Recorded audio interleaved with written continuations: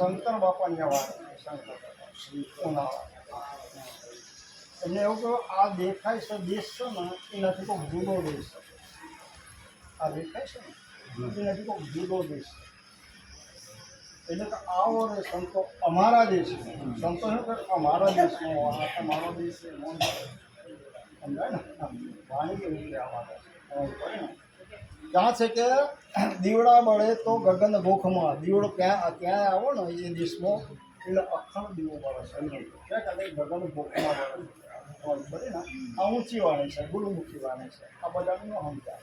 ખાલી આ એક સમજવા માટે ખાલી પ્રયત્ન કરવો પડે તો આપણે આવડા મોટા જગતની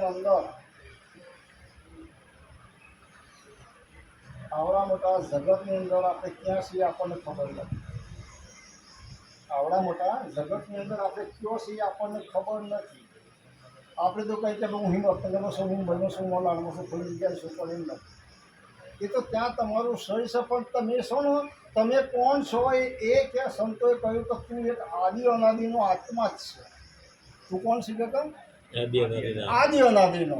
તારા તો આવા હજારો પોઝરા બદલાલા તો બધા અવતારો લઈ ચૂક્યો છું. હા, અને પછી તમારે તો મનુષ્યનો અવતાર મળે છે.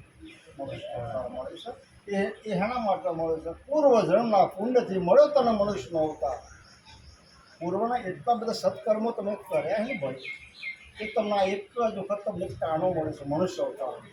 એની અંદર જો તમે ક્યાંક મને ઓળખી જાય અને પામો ના તો વાત તમારી પાસે આ લક્ષ ચોરસ તમારું લક્ષ ચોરસ એટલા લક્ષ્મણી તમે નીકળી ગયા ને એટલા 84માં તમે આવી ગયા. 84 એટલા 84 માટી આવી ને એમાં પાછા અવતારોમાં તમે આવી મોજ કરીને 84 માટીને 52 બજારો મોજ કરીને આ 52 બજાર છે ને આ શરીર છે 52 બજારનું છે. એનાથી 52થી કોઈક બારો છે એ દેશમાં તમારા આવવું હોય ને તો મોજ કરીને તો એ જીણામાં જીનું કામ છે. જીણામાં એ જુક્તિ છે ને એ સંતો પહાડ.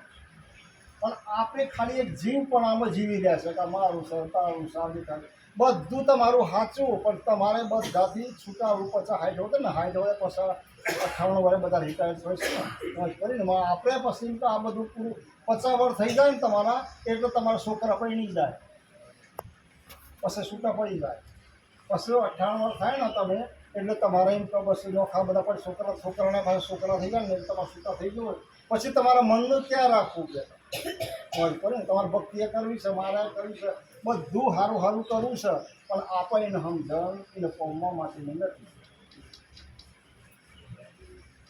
એને આપણે ભક્તિ કરવી છે તો હું કરવું છે એ આપણને ખબર નથી આપણે જે છે ને એ જે બધા કરી રહ્યા છે ને એમ આપણે કરી રહ્યા છીએ ધર્મના દેખાવને